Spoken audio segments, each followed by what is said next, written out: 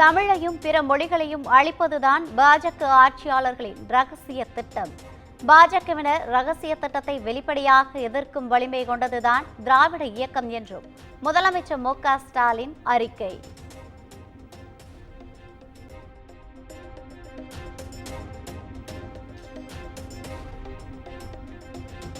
தெலுங்கை தாய்மொழியாக கொண்ட மாநிலத்தில் பணியாற்றியதால் அந்த மொழியை தமிழிசை கற்று இருக்கிறார். மும்மொழியில் பிறந்தநாள் வாழ்த்து தெரிவித்த தமிழிசைக்கு முதலமைச்சர் மு.க. ஸ்டாலின் பதில்.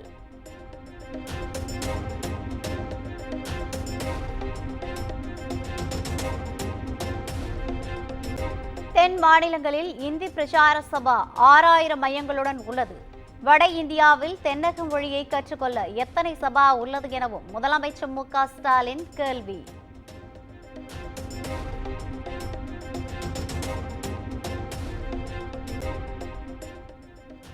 தினமும் வரும் புது புது கட்சிகள் எல்லாம் திருவிழாவில் விடும் வான வேடிக்கை போல் காணாமல் போய்விடும்.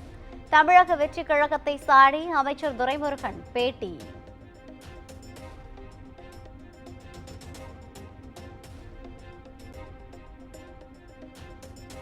கேந்திரிய வித்யாலயா பள்ளிகளில் தமிழ் பயிற்றுவிப்பு என்ற தரவுகளை அண்ணாமலை தர முடியுமா? தமிழ்நாட்டில் உள்ள கேந்திரிய வித்யாலயா பள்ளிகளில் தமிழ் ஆசிரியர்கள் இல்லை என்பது அண்ணாமலைக்கு தெரியாதா என்றும் கேள்வி.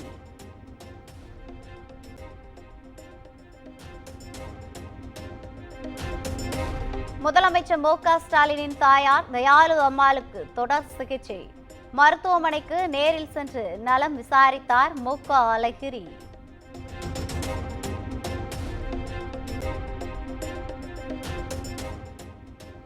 சென்னையில் ஆபரண தங்கத்தின் விலை சவரன் மீண்டும் 64,000 ரூபாயை தாண்டியது.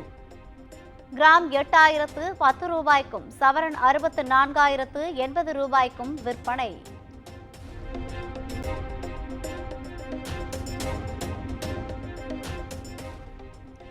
இலங்கை சிறையில் உள்ள தமிழக மீனவர்களை விடுவிக்க கோரி 5வது நாளாக மீனவர்கள் போராட்டம். இன்று தீக்குளிப்பு போராட்டம் அறிவித்த நிலையில் தீயணைப்பு வாகனங்கள் நிறுத்தி வைப்பு.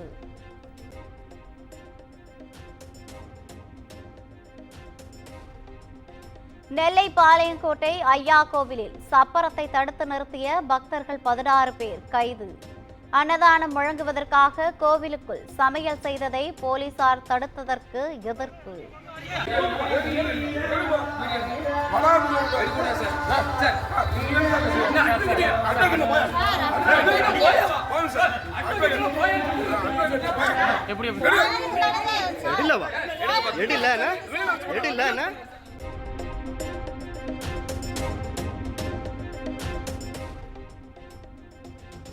புழல் சிறைக்குள் ஆயுள் தண்டனை கைதியிடமிருந்து கஞ்சா பறிமுதல். கைதிக்கு கஞ்சா கிடைத்தது எப்படி என்பது குறித்து சிறை நிர்வாகம் விசாரணை.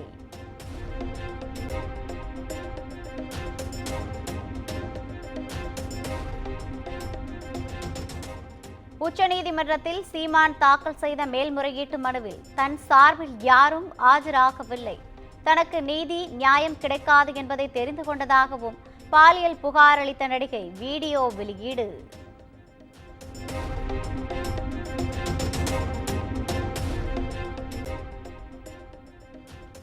மதுரை அவனியாபுரம் அருகே சாக்கு மூட்டைக்குள் பெண் சடலம் கண்டெடுப்பு. கொலை செய்தது யார் என்பது குறித்து போலீசார் தீவிர விசாரணை.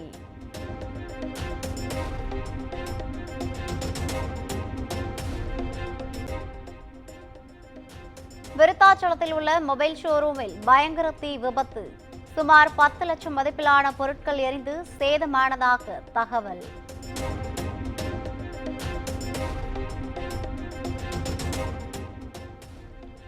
அரக்கோணம் நகராட்சி நிர்வாகத்தின் அலட்சியம் காரணமாக கேட்பாரற்று கிடக்கும் மாற்றுத்திறனாளிகளின் சக்கர நாற்காலிகள் சேதமடையும் முன் உரிய நடவடிக்கை மேற்கொள்ள வேண்டும் என சமூக ஆர்வலர்கள் கோரிக்கை.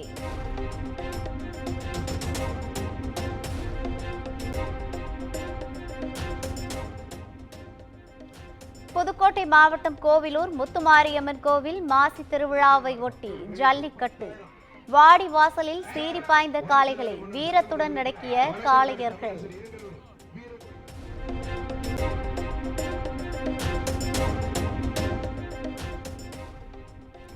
உக்ரைனுக்கு வழங்கி வந்த ராணுவ உதவிகளை தற்காலிகமாக நிறுத்தியது அமெரிக்கா. வெள்ளை மாளிகையில் கடந்த வாரம் உக்ரைன் அதிபர் ஜெலன்ஸ்கியுடன் வாக்குவாதம் ஏற்பட்ட நிலையில் அமெரிக்க அதிபர் ட்ரம்ப் அதிரடி.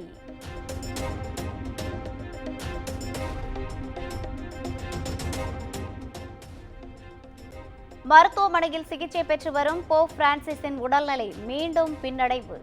ஒரே நேரத்தில் மூச்சுக்குழாயின் 2 இடங்களில் பாதிப்பு ஏற்பட்டிருப்பதாக தகவல்.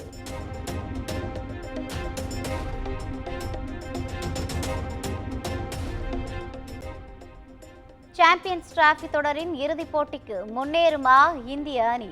துபாயில் இன்று நடைபெறும் அரையிறுதியில் பலம் வாய்ந்த ஆஸ்திரேலிய அணியுடன் பல பரீட்சை. குமுதம் மற்றும் தமிழ்நாடு மின்சார வாரியம் இணைந்து வழங்கும் சிக்கனமும் பாதுகாப்பும் யூஸ்ஃபுல் டிப்ஸ். மின் நுகர்வோர் சேவை மையம். மின் கட்டணம் தொடர்பான சந்தேகங்கள், இலவச மின் இணைப்பு குறித்த தகவல்கள், பழுதடைந்த மின் கம்பங்கள் அல்லது பில்லர் பாக்ஸ் குறித்த தகவல் தர, மின் இணைப்பு பெயர் மாற்றம் குறித்த சந்தேகம், இவை அனைத்திற்கும் 9497 9497 என்ற எண்ணை தொடர்பு கொள்ளவும்.